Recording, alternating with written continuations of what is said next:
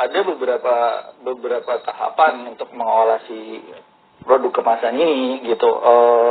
Dari mulai dia dianyam oleh para mitra kita di desa, lalu dikumpulkan oleh beberapa staf kita di lapangan, lalu produk ini nanti harus naik kapal laut dari pulau-pulau kecil untuk masuk ke hub kita di Flores Timur, lalu nanti menunggu jadwal keberangkatan lagi untuk dijalankan ke Pulau Jawa, apakah lewat jalur udara atau lewat jalur laut atau jalur darat. Jadi memang tahapannya sangat berlapis-lapis Bang Juan. Jadi ceritanya tuh memang macam-macam nih kalau kita bicara si kemasan. Sampai nanti dia masuk ke Jakarta dan nanti di Jakarta diolah untuk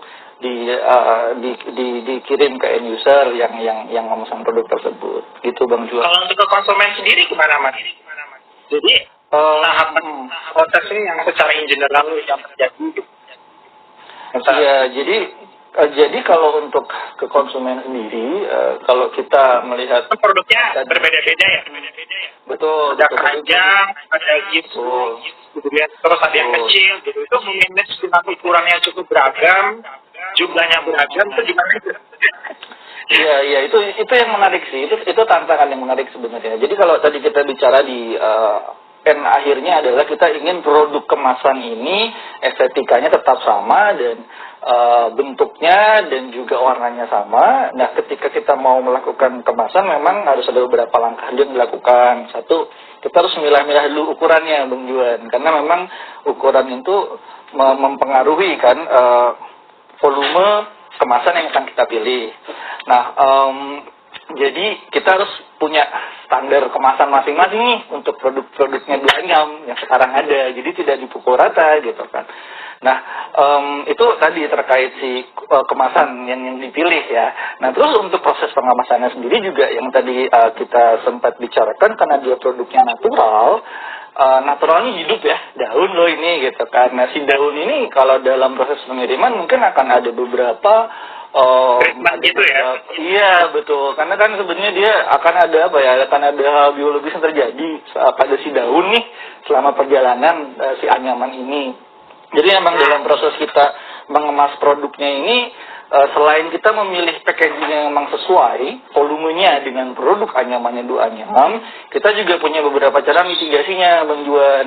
Jadi biasanya yang kita lakukan kan kalau dia ini mencegah agar tidak terjadi penjamuran gitu ya atau berubah warna dalam perjalanan, itu kita biasanya menggunakan silika gel yang ramah. Itu di setiap boxnya berarti ada silika gelnya gitu. Betul Bang Juan, karena fungsinya silika gel ini kan dia mengatur kelembapan ya di dalam boxnya. Jadi satu langkah utamanya itu. Nah, mungkin hal lain juga kadang kita berikan juga kapur barus, karena itu juga intinya untuk mencegah kelembapan di dalam kotak kemasan. Nah, lalu untuk lapisan luarnya pun biasanya kita beri lapisan lagi Bang Juan, apakah menggunakan, kita biasanya pakai daur ya, jadi kayak misalnya mungkin karung-karung bekas gitu, daripada dia terbuang ya kita pakai buat packing gitu kan, jadi dia berfungsi, ada fungsi tambahannya gitu. Nah, tujuannya apa? Masuk pakai koran bekas juga nggak sih Mas? Betul sekali. Jadi fungsinya adalah sebenarnya kalau koran bekas yang dimasukkan di dalam kemasan itu untuk membuat volumenya bagus. Jadi dia juga bisa melindungi produk Duanyam dari benturan dari luar ya. Nah, sementara kenapa kita pakai lapisan karung terkadang di luarnya itu untuk mencegah kalau dalam pengiriman terkena air hujan atau misalnya embun, karena kan tadi kadang barang kita ini kan lewat kapal laut misalnya gitu kan, atau lewat jalur udara, terkadang ada transit nih di kargo bandara. Jadi itulah tadi ada beberapa hal yang dilakukan kalau terkait kemasan produk Duanyam. Iya, jadi sebetulnya kalau kita bicara treatment, produk anyaman Duanyam itu memang menggunakan treatment natural sih. Jadi sebelum produk dianyam itu kan direbus. Itu tujuannya agar mengawetkan si daun ya ketika dianyam itu bagus sebenarnya. Nah, mungkin buat teman-teman UMKM yang juga mengalami situasi gimana sih caranya kalau kita mau ngirim produk-produk natural gitu kan dengan kondisi yang baik selama perjalanan. Mungkin yang pertama harus dilakukan itu harus memastikan dulu sih Bang Juan, kayak moda yang mau dipilih itu apa dulu. Karena ini saling berhubungan ya, nggak bisa terpisah, nggak bisa hanya kemasan saja. Jadi kayak ini transportasinya mau menggunakan apa, kira-kira waktu tempuhnya berapa lama. Nah, dari memetakan itu akhirnya kita bisa memutuskan packaging apa sih yang sesuai gitu. Kalau misalnya nih, oh ini cuma 1 hari saja kemungkinan, ya mungkin packagingnya kita bisa pilih yang tidak terlalu rumit gitu ya. Cuman mungkin kalau perjalanannya mungkin akan jauh gimana. Nah, itu mungkin hal-hal material penyangga yang membuat si bentuk si anyaman itu tidak berubah dalam pengiriman. Nah, kalau tadi terkait fumigasi, itu adalah treatment lain yang dilakukan setelah produk itu diterima, betul. Karena itu fungsinya lebih untuk memitigasi tumbuhnya mikroorganisme di dalam anyaman itu sendiri, Bang Juan. Gitu sih, Bang Juan. Jadi mungkin agak sedikit berbeda treatmentnya itu. Hanya. Berarti kalau tandanya kayak biasa kita ngirim ke ekspor gitu ya, itu kan lumayan. Kalau contohnya anggaplah keranjang, berarti bisa dikatakan kita harus make sure bahwa dari yang dipesan itu sudah bisa mencakup satu, itu efisien gitu. Kalau cuma hanya masuk satu keranjang satu box, kan berarti lumayan cukup privacy gitu ya. Dan nah, dan itu juga jadi pengalaman sih sebenarnya. Karena saya juga di bisnis development, setiap ada pemesanan gitu ya, kita mencoba gimana caranya supaya klien itu nggak cuma pesan satu item, ya kan Mas. Jadi kita mengusahakan gimana klien itu bisa beberapa item supaya bisa jadi stuck. Makanya si sobek keranjang ini, dia itu punya berapa ukuran. Dari mulai small sampai triple SL. Harapannya mereka bisa berapa ukuran. Jadi nggak waste secara volume, tapi tetap bisa efisien kayak gitu. Nah, dan itu juga bisa diterapkan juga ya dengan pelaku usaha atau UMKM lainnya gitu.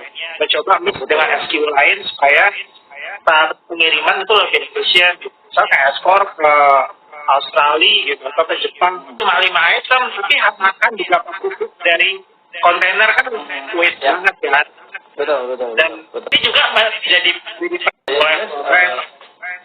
Betul. Jadi sebenarnya tadi sempat dibahas sedikit, kenapa sih kita butuh untuk membuat sebuah standar packaging di awal, kita punya standar packaging kemasan untuk produk kita.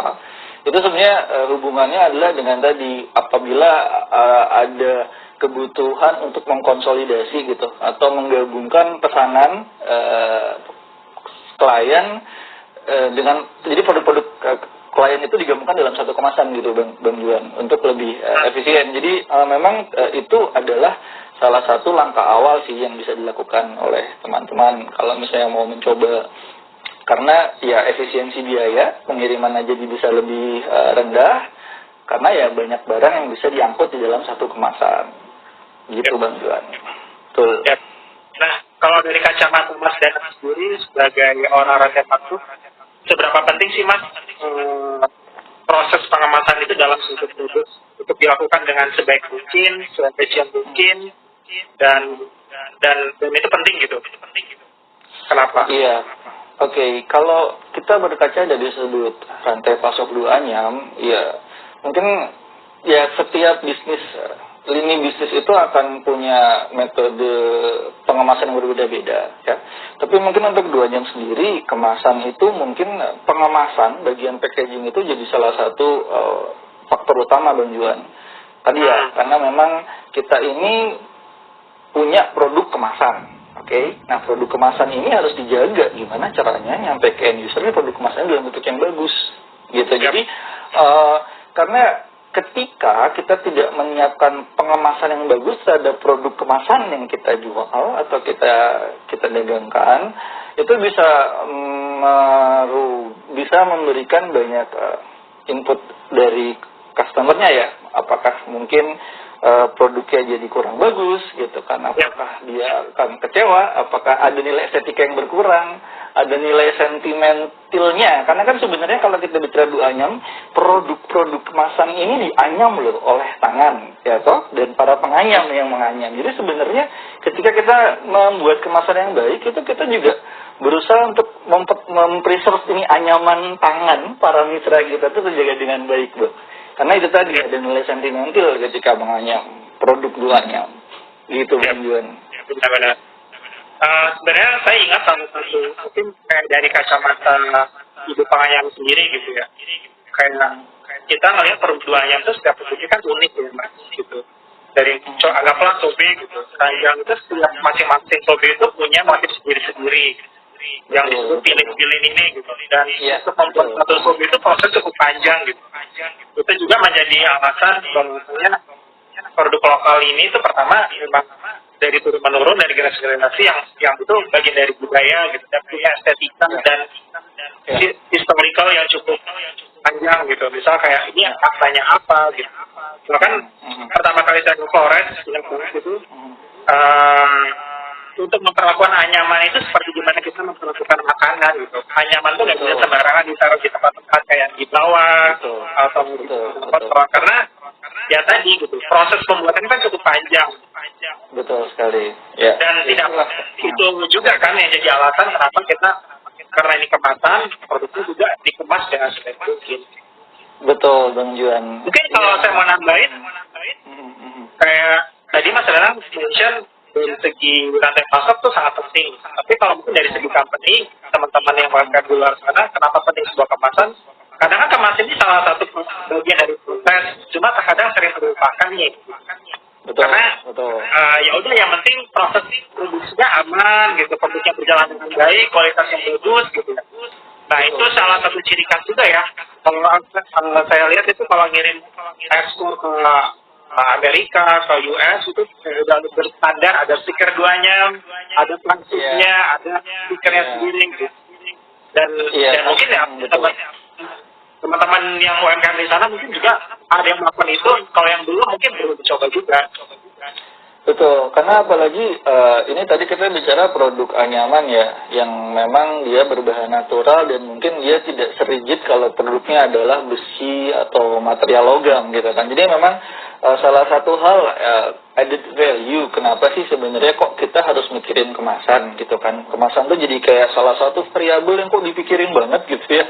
Kebiasaan juga ya udah kemas aja jalan gitu kan. Ya karena kadang kita harus memastikan orang yang menghandle atau orang yang mengelola pengiriman tuh tahu barang yang di dalam itu tuh apa. Nah, jadi memang terkadang ya kalau secara umum kan kita suka melihat tulisan fragile gitu ya, barang yang misalnya rentan atau apa. Nah, kalau 2 nyam sendiri memang kita di luar itu ada seperti kayak shipping label yang menyatakan bahwa ini adalah barang anyaman.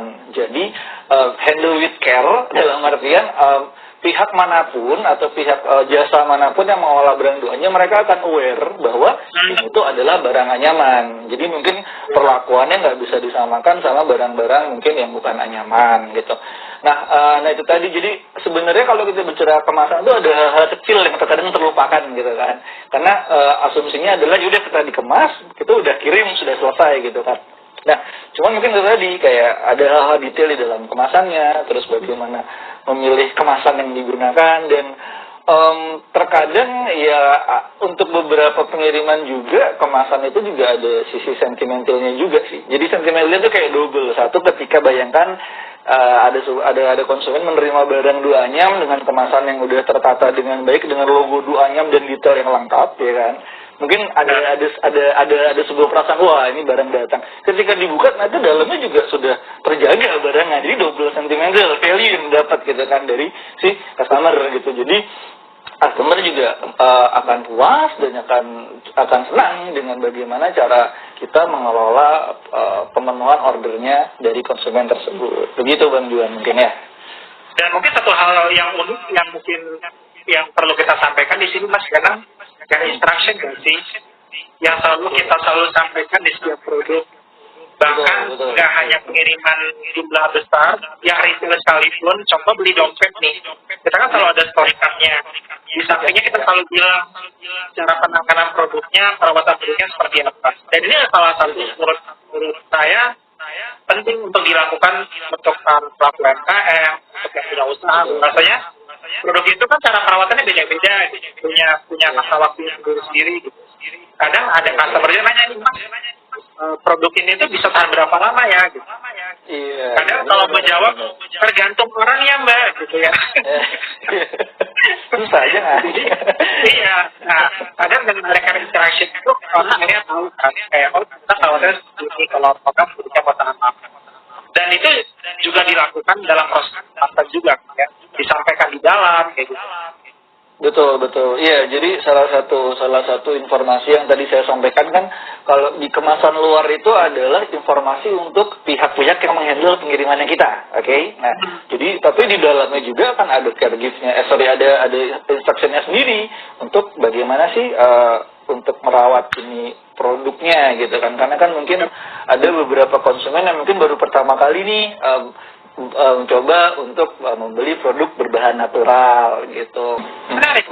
Mungkin akan lebih menarik lagi kalau nanti teman-teman di sini udah gabung untuk kasih pertanyaan buat teman-teman yang penasaran dan pengen tanya lebih jelas lagi sebenarnya produk-produk ayam itu bisa nih. Produk-produk ayam itu bisa ditingkatkan apa aja ya. Yang tahu di sini teman-teman mau berkolaborasi dengan juga boleh gitu ya Mas. Betul. Bisa. Atau teman-teman di sini yang punya usaha, misalnya punya usaha yang juga selalu menggunakan kirim barang keluar gitu kan. Mungkin kita bisa berbagi gitu dari kacamata jual sendiri itu kita prosesnya seperti ini gitu. Biarpun nggak bisa 100% diduplikat gitu karena berbeda produk, beda treatment gitu ya. Beda material, beda cara. Tapi malam ini kita bisa sharing sih di saat tanya satu lagi ada Danang yang udah pakar di bagian produksi. Jadi mungkin ya satu hal kalau kita bicara si pengemasan ini ya itu tadi setiap industri, setiap produk kan dia memang punya ceritanya masing-masing beda-beda Bang Juan ya. Cuman kita bicara kemasan memang ya saya dari pengalaman yang pernah saya jalani memang terkadang beberapa dilupakan sih karena kita tidak banyak menaruh investasi banyak untuk memberikan added value dalam proses pengemasan gitu. Jadi memang alangkah baiknya kalau di dalam satu titik rantai pasok itu ada dibahas khusus nih kayak dipertimbangkan khusus ini kemasannya seperti apa ya baiknya gitu untuk keamanan dari produk yang akan dikirim. Begitu Bang Juan. Mas Danang udah ke Flores udah berapa kali? Kalau ke Flores bersama duanya ya, kalau bersama duanya mungkin baru beberapa kali saja Bang Juan, baru 3 kali. Sebelumnya menyentuh Flores ya udah sering, jadi sudah tahu medan-medannya. Iya, bisa dibilang saya cukup jatuh cinta sih sama NTT. Karena menarik boleh nggak? Karena menarik di sana. Coba cerita gitu. Produk kita kan dianyam dari mulai desa terkecil terluar terdalam dari desa kecil itu lalu dibawa sampai benar-benar ke kota Larantuka itu prosesnya panjang, beda-beda pulau gitu. Nah, betul. Boleh nggak diceritain kayak artinya hal-hal unik yang terjadi di lapangan itu seperti apa sih? Benar-benar bawa barang duanya bisa sampai benar-benar ke konsumen. Tadi kan baru cuma disinggung doang nih, cuma belum tahu cerita gitu ya seperti apa. Iya, kalau dalam konteks tadi ini adalah produk kemasan, memang jalur ceritanya produk duanya ini sangat panjang dan cukup jauh sih Bang Juan gitu kan. Mitra lokalnya cukup lumayan banyak juga. Iya, cukup ibu-ibu yang bermitra dengan duanya itu cukup banyak dan tersebar di beberapa desa. Nah, yang menarik itu adalah mungkin ya tiap desa kan medannya beda-beda sendiri ya, medan jalannya maksudnya begitu kan. Dan mungkin kalau di daerah roda 4 itu kalau di pulau tuh mungkin terbatas jumlahnya. Jadi memang mobilitas banyak menggunakan roda 2. Nah jadi mungkin tantangan awal yang kecil dan sederhana adalah gimana caranya mempertahankan produk kemasan duanyam bisa dibawa dengan baik dari desa terluar itu ke titik konsolidasinya kita, karena di situ harus bentuknya gimana caranya nggak berubah ya Mas? Betul, bentuknya tidak berubah, betul harus lumayan menantang ya. Itu dia, itu baru kita naik motor misalnya kalau udah 2 gitu ya, kita baku cari dengan OJK di sana atau kita sewa motor kecil kah di sana. Nah itu baru selesai dikonsolidasi Bung. Nah langkah selanjutnya kan kita harus seberangkan naik kapal kecil ke Larantuka toh. Nah di situ sendiri mungkin tantangannya yang berbeda-beda karena kan setiap kapal punya jadwalnya masing-masing. Kadang lucunya adalah barang kita tuh sudah siap di titik A, ternyata kapalnya di pelabuhan yang C gitu mungkin. Jadi wah jadwalnya harus geser lagi begitu. Nah jadi mungkin ya itulah salah satu harus banyak adaptif dengan kondisi di lapangan ya, karena kan memang banyak keterbatasan sarana prasarana Bang Juan. Nah jadi gimana caranya nih Bu Anyam harus bisa adaptif dan harus improve dengan perkembangan yang terjadi sehari-hari dalam proses pengiriman di lapangan. Begitu Bang Juan mungkin ceritanya. Gak kebayang juga ya pas COVID ini. Iya, ya kemarin waktu COVID memang sempat ada pembatasan sih untuk kapal-kapal laut dari Pulau Solor. Itu mungkin sempat dibatasi beberapa hari dan setahu saya sekarang juga udah mulai masuk zona merah lagi ya daerah Flores Timur. Jadi mungkin akan ada kebijakan pembatasan yang baru di daerah Flores Timur. Begitu Bang Juan. Nah ini ada berapa pertanyaan nih Mas? Wah menarik. Boleh. Sama aja dulu. Ada dari Sergius 85. Saya kasih pelatihan ke desa kita Pak. Pada dasarnya dari dua itu bukan kolaborasi ya Mas Danang. Betul. Nggak menutup kemungkinan hanya ada di 3 provinsi sekarang, di NTT, Papua dan Kalimantan dan sekali kita jalanin akan ada pelatihan ada yang lain.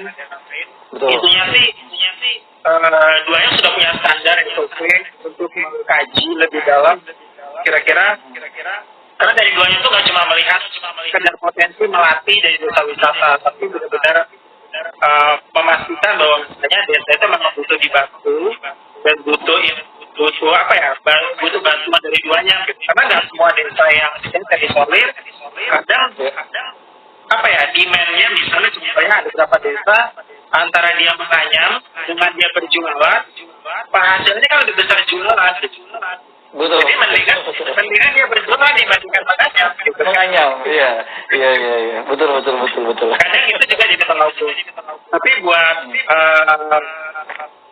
Sergius, Bapak Sergius atau Mas atau Mbak, jangan khawatir, nanti bisa kirimin aja. Nanti kita akan kasih link nanti di bawah untuk bisa diisi. Nanti kita bisa kolaborasi, nanti bisa tanya-tanya ke teman-teman komunitas untuk di desa-desa lain. Betul sekali, betul. Nah, ini dari sini. Jadi Mas, anyaman itu katanya bikin dalam bentuk lembar-lembaran.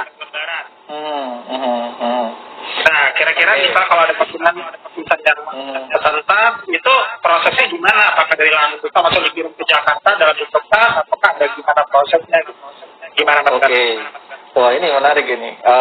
Ya tadi mungkin kita sebagian besar kita membahas produk kita yang kemasan ya Bang Juan ya, bahwa duanya ini produknya adalah keranjang gitu kan, atau tempat penyimpanan gitu kan. Nah sebenarnya memang pada selain anyaman keranjang, kita punya banyak produk-produk yang diproduksi tambahan ya, mengalami produksi tambahan di Jakarta dalam artian material anyaman tikar itu diolah di Jakarta untuk menjadi produk-produk style ya Bang Juan ya.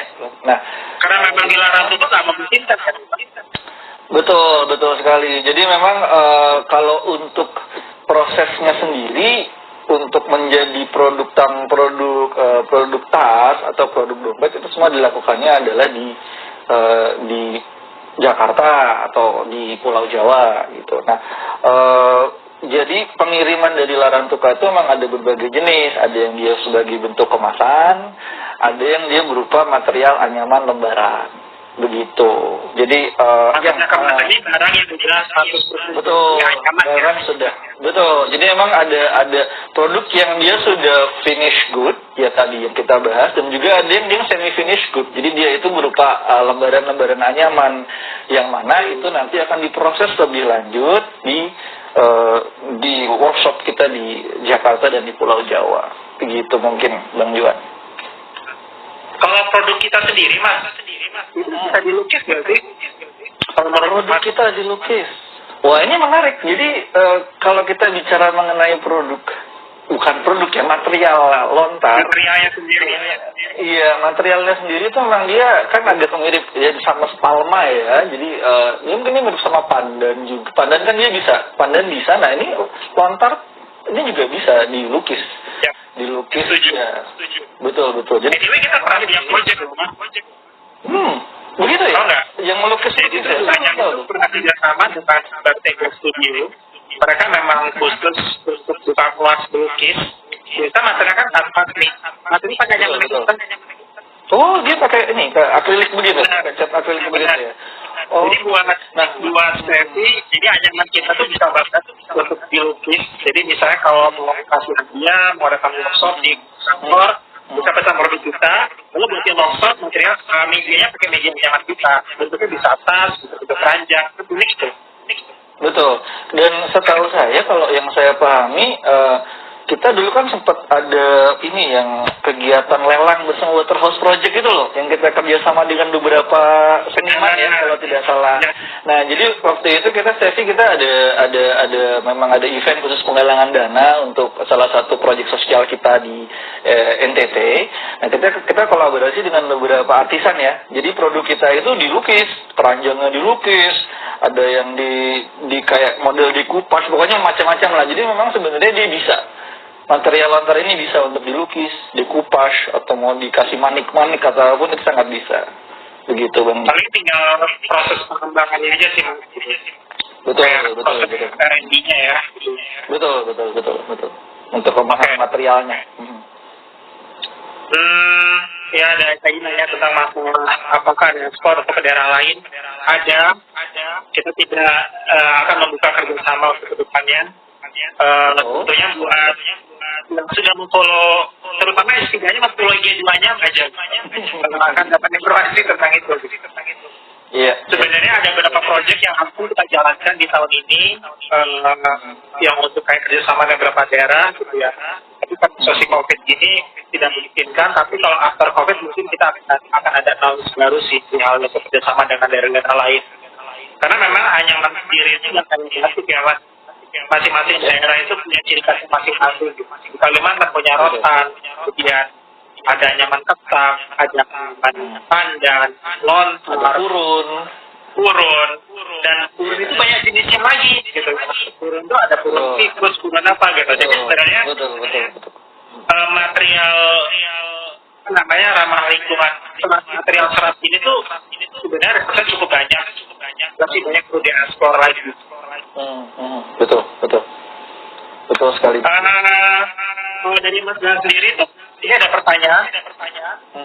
Ekspor yang kita lakukan yang itu material bahan mentah kita itu prosesnya sebenarnya kurang lebih seperti apa Mas? Tadi kayaknya ada yang mau tahu kayak dari mulai kayak diambil dari pohon lalu dijemur yang terjadi di bahannya Mas kita gimana? Ekspor material. Jadi ekspor sampai jadi.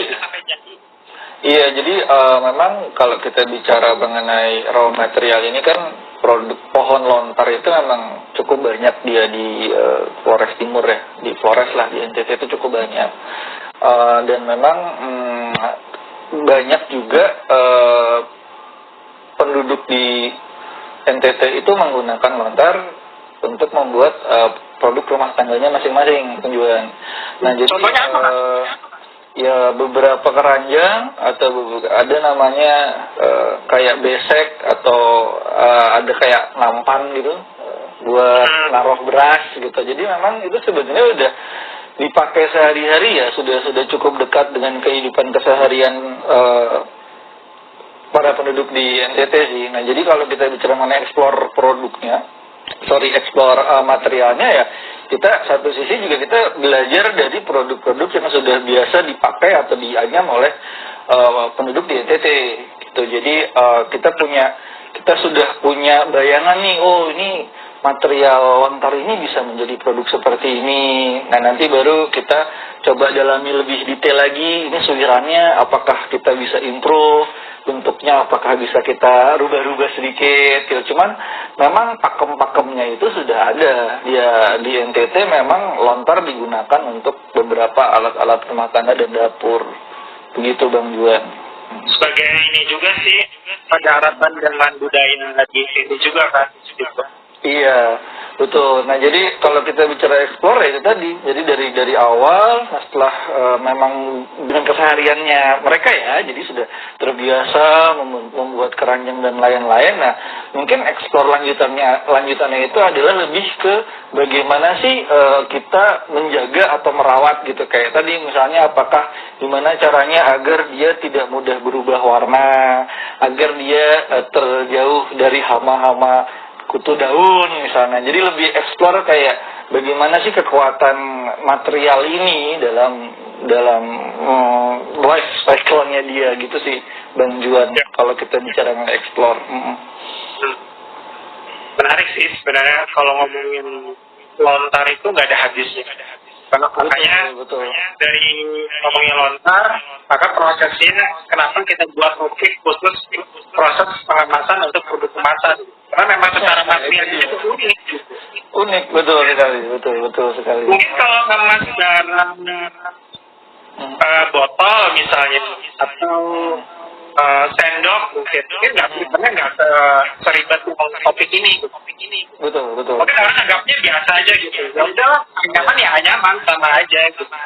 Tapi kan behind story-nya seperti ini gitu. Bahwasanya cara itu bisa diterima, itu cukup panjang, sehingga pilihan pengemasan juga menentukan gitu ya Pak. Betul sekali, betul, sangat menentukan. Dan apalagi kalau misalnya ada sedikit hal yang kurang diperhatikan sehingga merubah bentuk kemasan. Nah, itu yang ya sebenarnya menjadi hal yang agak cukup bisa mengganggu rantai pasok keduanya. Dalam artian misalnya kita punya sebuah produk kemasan yang bentuknya memang sudah kotak, ini sudah kita siapkan untuk nanti dimasukkan botol misalnya. Nah, ternyata dalam proses pengemasan ini nggak bagus. Nah, produk kotaknya jadinya bentuknya jadi berubah. Ketika sampai di Jakarta botolnya nggak muat. Nah, itu jadi ada hal-hal yang memang harus diperhatikan sekali dari titik awal gitu. Kayak harus paham ini kemasan ini akan digunakan untuk apa sih nanti gitu. Terus nanti pengirimannya pakai apa, bagaimana jalurnya apa gitu. Jadi memang ada beberapa proses analisa yang harus dilakukan sebelum menentukan kemasannya. Begitu. Berarti bisa dikatakan yang awal itu dalam proses research and development suatu produk, pengemasan juga masuk dalam poin itu seperti apa ya? Betul sekali, betul. Itu memang baiknya masuk karena itu tadi ya, agar untuk kedepannya tahu nih materialnya ini, anggaplah misalnya kita lagi explore bentuk baru, kan tadi kan sempat disampaikan bahwa explore itu ada dua ya, bentuk baru atau material baru misalnya gitu ya. Nah, untuk pengemasannya mungkin akan berbeda nih. Kalau material baru mungkin dia jauh lebih rentan terhadap kelembapan misalnya, atau bentuk baru mungkin bentuknya tidak sesuai standar yang sudah kita punya, berarti harus dipikirkan ini kotaknya harus bagaimana. Jadi memang di bagian R&D di awal itu harus masuk ke situ juga Bang Juan. Ya. Terus ada yang penasaran juga sih Mas, ini anaknya kayak proses desain itu seperti apa gitu. Iya. Mungkin kalau dari saya dan Mas Dandan bukan pakarnya gitu ya. Betul. Sepengetahuan kita memang untuk desain itu ada dua yang sama saya ya gitu ya. Jadi memang nggak semua desain yang digunakan oleh tim kreatif tujuannya itu bisa direalisasi. Karena ya tadi yang dibilang Mas Dandan tadi kan ya, ini sudah ada pattern, sudah ada yang sebenarnya dari turun-menurun itu udah nganyam seperti itu. Dari 5 tahun yang lalu, dari mereka zaman muda yang nganyam itu ya gitu. Nah, sudah ada pakemnya. Jadi mengembangkan produk nggak ada limit kepada desain juga gitu. Jadi kalau desainnya kompleks itu belum tentu bisa diaplikasikan. Dan biasanya ada jembatan antara teman-teman yang di lapangan dengan teman-teman yang di office itu tim kreatif untuk ekspor gitu. Sebenarnya ibu pengayam kita ini sejauh apa sih bisa di elevate untuk skillnya gitu. Tentunya sih kalau di duanya ya Mas itu juga tahu kita kan punya rumah ayam ya. Rumah ayam itu dari pusatnya pewarnaan, kemudian pemilihan yang terbaku, bersortir banyak hal, pembuatan produk baru. biasanya kalau ada desain baru biasanya masuk di rumahnya dulu ya Mas, gitu ya. Iya. Dicek karena kita punya master weaver yang sebenarnya dia bisa membuat bentuk yang aneh-aneh. Kita coba dulu ke master weaver-nya dulu. Kalau master weaver-nya udah bisa, kita coba dulu ke beberapa desa. Biasa kita melakukan fokus group discussion gitu. Nah, fokus discussion itu kita kasih tahu produknya ini itu ukurannya segini. Nah, di sini ada tantangannya juga. Komunikasinya beda, cara menyampaikan berbeda. Betul. Mungkin teman-teman kayak rantai pasok biasa mention gitu. Biasa nyebutnya diameter 18, tinggi 3, atau diameter 18, tingginya 9 gitu ya. Iya. Waktu saya ke Flores tuh unik sekali ya Mas. Jadi kayak ibu-ibu itu mereka nggak bisa menghitung diameter, tapi mereka ngitung bentuknya. Karena kan bentuknya dia segi 6 nih, kenyataannya. Betul. Kalau 18 itu ada berapa bentuk? Iya, betul. Ya ini sih menarik ya. Jadi yang tadi memang dua anyam ini kan salah satu utamanya kan juga preserve bagaimana tradisi menganyam gitu kan. Memang kalau secara hitungan matematis kita yang gunakan memang pakai hitungannya yang lumrah kita gunakan gitu kan, sentimeter kah atau apa. Cuman pada praktiknya ketika kita berjumpa dengan teman-teman mitra penganyam, ya kita harus mengikuti tata cara tradisi yang sudah pernah digunakan. Ya kalau menghitungnya itu dengan jumlah anyamannya kah, jumlah bentuknya kah. Dan memang kalau kita bicara ekspor produk, ya ekspor produk itu bisa dilakukan. Tapi memang ada beberapa pakem yang memang kita harus perhatikan lebih detail lagi gitu, karena pakem-pakem ini yang memang sudah menjadi tradisi tidak bisa dengan mudah dirubah gitu kan. Tradisi ini malah tradisi ini yang dipertahankan oleh duanya begitu. Ya, saya juga kayak setiap desa itu biasa ada kayak beberapa adatnya gitu ya, dan juga mereka kayak melakukan upacara adat itu juga menggunakan produk-produk lainnya, menggunakan produk-produk anyaman yang juga ada gulanya. Betul. Jadi agak tricky sih, di luar dari cara mengkomunikasinya beda, karena juga kalau kita biasa orang kota menggunakan bahasa yang mungkin awam mereka dengar, kalau misalnya kita menggunakan surat lekuk kayak gitu. Nah, ini relate ke pertanyaan dari Sastra itu tadi, buat saya proses desain videonya juga nggak kalah rumit dengan proses pengemasan, karena memang secara bisnisnya duanya juga lumayan ya, prosesnya cukup panjang gitu ya. Karena kan ini nggak cuma sekedar buat produk jadi gitu ya, karena juga ada ya tadi kita berhubungan dengan ibu-ibu, nggak bisa kita memastikan membuat ibu-ibu nganyam apa yang kita mau gitu. Ya pasarnya mungkin kayak gini, tapi kita perlu mengedukasi gitu.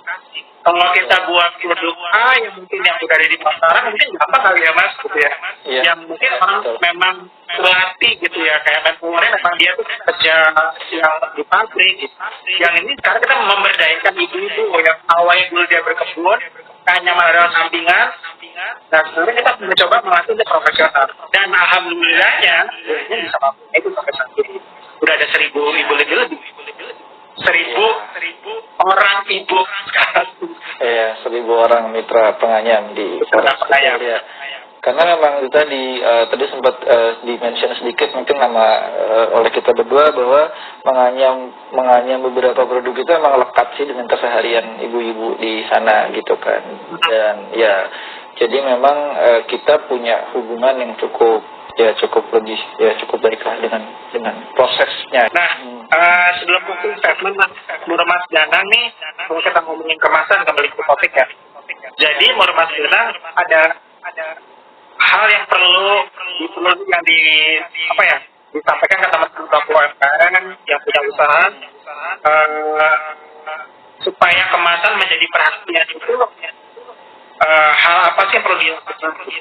Kayak persiapannya atau kayak apakah sekarang udah mulai pertimbangkan kemasan ramah lingkungan, kemasan yang nggak cuma sekedar murah, atau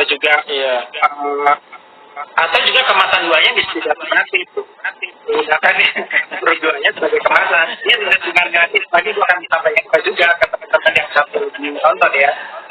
Iya betul, bisa juga. Iya, jadi mungkin memang beberapa hal tadi yang kalau kita mau rekap, ketika kita memutuskan sebuah kemasan, memang ada sebuah proses dulu di belakangnya yang harus dilakukan. Satu yang jelas adalah material apa sih yang akan dikemas. gitu kan. Jadi produk apa sih yang sebenarnya mau dikemas, jadi memahami itu dulu. Lalu yang kedua adalah pilihan transportasi apa sih yang akan dipilih atau diambil untuk melakukan pengiriman, karena kan harus tahu dia menggunakan moda apa dan lalu perkiraan berapa hari, karena itu akan mempengaruhi nanti kira-kira settingan dalam kemasan itu seperti apa gitu kan, dan juga untuk lapisan luarnya akan seperti apa. Jadi mungkin itu sih pertimbangannya. Dan mungkin satu hal kecil yang terkadang tidak dilakukan, yaitu memberikan informasi di dalam kemasan, baik di luar atau di dalam. Jadi siapapun yang orang yang menghandle barang itu tahu bahwa ini adalah barang yang fragile atau rapuh gitu, barang-barang khusus atau natural. Dan yang terakhir ya akan baik kalau memang punya standar kemasan untuk masing-masing produksi Bang Juan. Jadi tidak harus semua produk itu punya standar, punya masing-masing, cuman membuat sebuah kategori produk A dan B itu kemasannya ini, kemasan C itu untuk produk yang mana. Jadi memang punya standar untuk masing-masing produk. Itu yang sebenarnya bisa dilakukan oleh teman-teman. Jadi bisa lebih efisien pengirimannya dan lebih bagus sesuai dengan karakter produknya. Itu sih Bang Ju. Ya, setuju sih yang bilang Mas Danang. Saya juga menambahkan biar nggak misinformasi juga.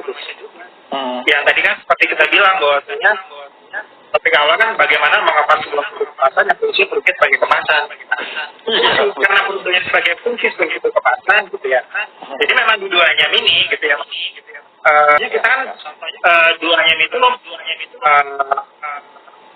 bermitra dengan banyak perusahaan, korporasi, hotel gitu. Yang terkadang mereka nggak membutuhkan kemasan setiap per produk. Tapi ada beberapa customer juga yang mereka memesan produk butuh kemasan. Ya. Nah, dan kemasannya belum tentu juga nyaman, tapi ada beberapa produk juga yang dia beli produknya duranya, kemasannya juga nyaman. Nah, di sini penting gitu. Ada tipikal customer juga ya Mas, gitu. Bahasanya customer yang memang kalau yang customer itu jelas kemasan tetap jadi poin penting. Salah satu brandnya kita, yaitu By Duanya, itu benar-benar sangat trending sekali gitu. Gunakan box yang bagus, gitu, dengan tulisan dan logonya yang hot print dan lain sebagainya, itu bagus banget. Sentimental value-nya tinggi, betul. Ada sentimental value-nya sebenarnya. Benar, itu tuh. Dan kalau yang B2B ada beberapa klien yang memang dia mau well season gitu. Misalnya untuk bicara conference gitu. Dan dia menggunakan satu produk tersulit itu dikemas dalam hardboard yang ada logo company-nya, dan itu juga dilakukan oleh Duanya. Jadi sebenarnya kalau ngomongin kemasan cukup beragam, tapi memang ini topiknya lebih pada kemasan mengemas dalam bentuk kemasan yang besar ya. Kayak kita ngirim barang ekspor, barang dari ke tempat, dan juga tentunya dari Duanya ke perusahaan juga. Nah, di yang gak kalah penting sebenarnya, kan ini bentar lagi mau lebaran nih Mas Danang. Oh iya. Biasanya beli hampers lebaran gitu. Oh iya, biasanya apalagi kan sebenarnya kalau dalam situasi pembatasan gerak sekarang ini kan kita nggak banyak jumpa langsung ya dengan sanak famili kita gitu kan. Nah, jadi memang salah satu hal yang masih ada rasa sentimentalnya nyampe itu adalah dengan hampers, dengan sebuah kemasan, dengan bener kan menunjukkan ya seperti itu kondisinya ya sekarang. Benar banget. Gue yakin banget nih orang-orang yang berfollow Duanya itu pasti udah ngeliatin IG story-nya Duanya sama feed Duanya yang hampers lebaran pilihan itu bagus-bagus banget. Bentuknya foldable box. Teman-teman itu kita nggak pernah buat hampers kita mau buat hampers lebaran yang kemasan itu ya udah kalau udah nggak dipakai dibuang. Tapi gimana kemasan bisa digunakan lagi untuk sesuatu yang baik. Makanya kita ngomongnya foldable box, mudah disimpan, mudah digunakan lagi, jadi nggak jadi waste. Jadi produk Duanya nggak jadi waste. Iya, itu semuanya satu poin sih, betul. Jadi buat teman-teman yang di rumah, yang di sini lagi nonton, lagi cari hampers lebaran, kita nyaranin pakai hampers Duanya. Dijamin, oke. Bisa. Oke, sepertinya waktu sudah mendekatin mau habis, ini bersedangan obrolannya cukup seru. Sangat-sangat. Nanti mungkin ada seri lain tema-tema yang mungkin juga akan lebih mendalam, lebih ke arah gimana menggunakan perbuahannya untuk kemasan di hari lebaran, mungkin bisa aja. Nah, itu mungkin. Itu beda lagi. Ya kan? Akan seru. Gimana mendekorasi rumah menggunakan barang buahnya. Nah, itu nanti aja. Jadi menurut Betul. dari kita tetap dipantengin jelasnya duanya, informasinya selalu ada yang terupdate, dan ya intinya duanya terus belajar sih. Kita 5 tahun ini berkembang dan bertumbuh tidak terlepas dari kekurangan sih. Cuma yang namanya social enterprise itu ya tadi kita melakukan sebisa mungkin melakukan antara social dan bisnis dulu gitu. Gimana caranya bisa memberdayakan dan bisa meningkatkan kesejahteraan yang kita berdayakan. Setidaknya ibu-ibu yang diberdayakan mereka bisa berdaya atas dirinya sendiri. Harapannya kalau nggak di dunia dia udah tahu juga mau ngapain, dia bisa mandiri lah. Nah di bawah ini sudah ada teman-teman di sini bisa diisi ada yang itu SDPD yang ini ekosistem duanya. Ya. Nah ini tuh diisi aja, nanti bisa tulis nama, di situ ada informasi lengkap. Yang ini fungsinya adalah kita bisa kerjasama in the future, kita bisa kolaborasi. Duanya saling terbuka kolaborasi. Kita berharap suatu saat dan kemungkinan brand-brand UMKM anak muda, lokal leader di pelosok daerah bakalan kerja sama bareng dengan belajar. Kita harus banyak lagi orang-orang leader yang bersama dan bisa dapat akses pasar sih.